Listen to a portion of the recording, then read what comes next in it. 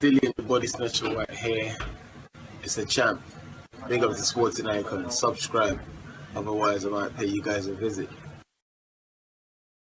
Alright, so I wasn't too sure if I should be making a video on this one anyway, because obviously there's like a lot of controversy around the finish of Terence Crawford and Amir Khan over the weekend there.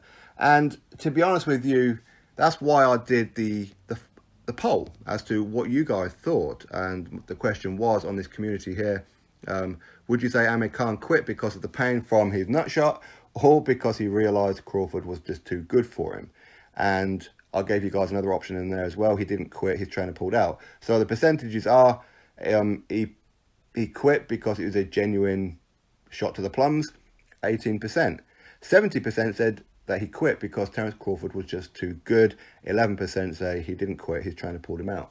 So it's pretty across the board, but ultimately 70% of you guys are saying that he realised that Terence Crawford was too good. And I can certainly see that one. In fact, I mean, I can see all three of them, but I do feel the Virgil Hunter, his trainer, pulled him out at the behest of Amir Khan. And in other words, he's taking the flak for Amir Khan. Because when Virgil Hunter is saying to him, do you want me to pull you out? Should we stop the fight? You can quite clearly say Amir Khan saying yes. Now, again, it could be that it could just be misinterpreted, and where he's saying, listen, I'm going to pull you out. I'm sorry about it. We'll come another day, or whatever it may be. And Amir Khan was like, yeah, okay. But either way, Virgil Hunter didn't pull Amir Khan out without Khan's permission.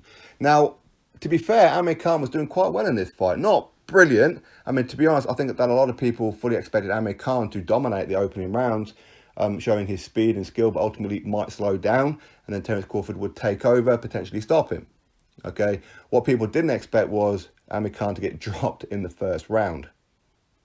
So right from there, he's on the back foot, isn't he? His back is up against the wall. He's going to have to do something special to claim back or claw back some of the points here. So getting dropped in the first round, not ideal. But then after, for the next 5 rounds, Amir Khan was kind of doing his own. He was holding his own. He was putting together some pretty good combinations. But I think that Terence Crawford was winning the rounds, to be honest. I mean, you could probably argue that maybe Amir Khan did win 2 of those rounds. But either way, whether you think Amir Khan was winning the fight or not, fact is, he did quit. Now, the thing is, with a nut shot, okay, a good shot on the pills, any man knows that hurts like hell.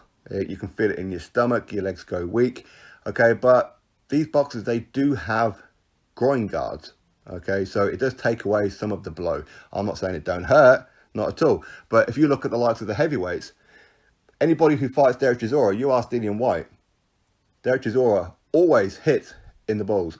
Each and every fight. He can't fight without doing it. Okay? And this happens right the way across the board. So this isn't the first time that Amir Khan would have been hit low. Not at all. In fact, he probably hit fighters low, and practically every fighter on the planet has had it happen to them and have done it to opponents. This is the fight business. Okay? I'm not saying it's right. Did Terence Crawford do it on purpose?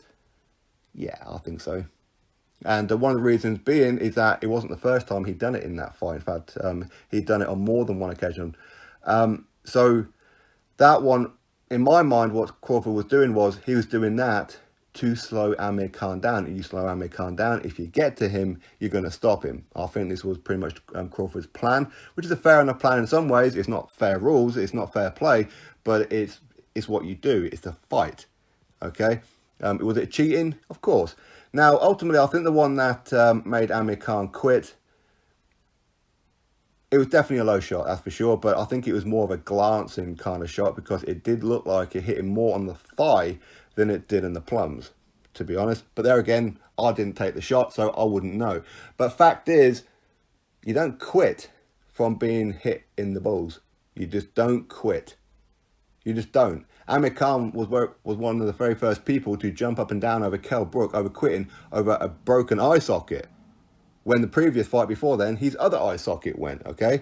And he was threatened with losing his sight. So Kell Brook panicked.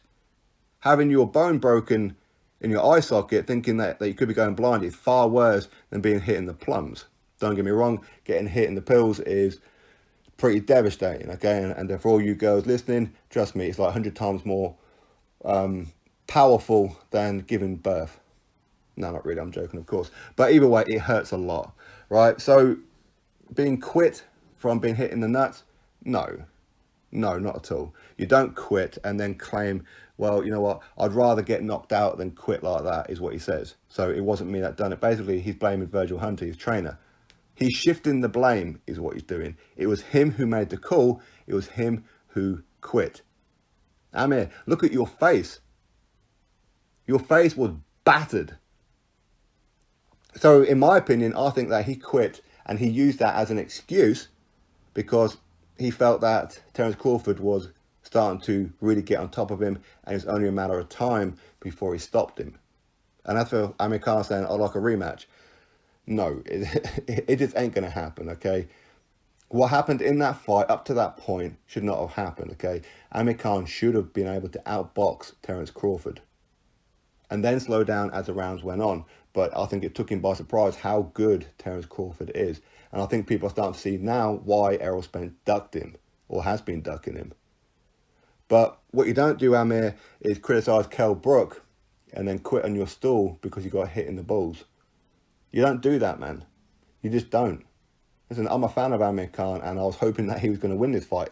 As much as a big fan I am of Crawford, but my British bias kicks in and I wanted Amir Khan to do it. But the fact is, he quit. He did quit. I mean, how many fighters do you know quit from being hit in the plums? You don't see it. You don't see it. From a liver shot, a body shot, yes.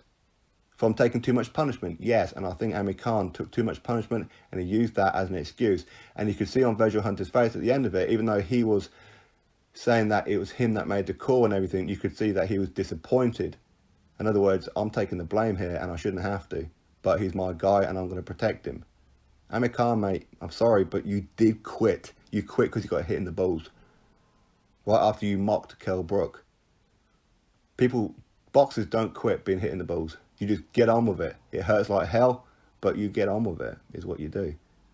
But anyway, so that's my thoughts on it all. I think that Terence Crawford was getting to Amir Khan. I think most of you guys feel that too. And Amir Khan used it as an excuse to get out of the fight because he felt that maybe a knockout was coming. But anyway, you drop your thoughts below about it. Of course, click the thumbs up and of course subscribe. Catch you all on the next video.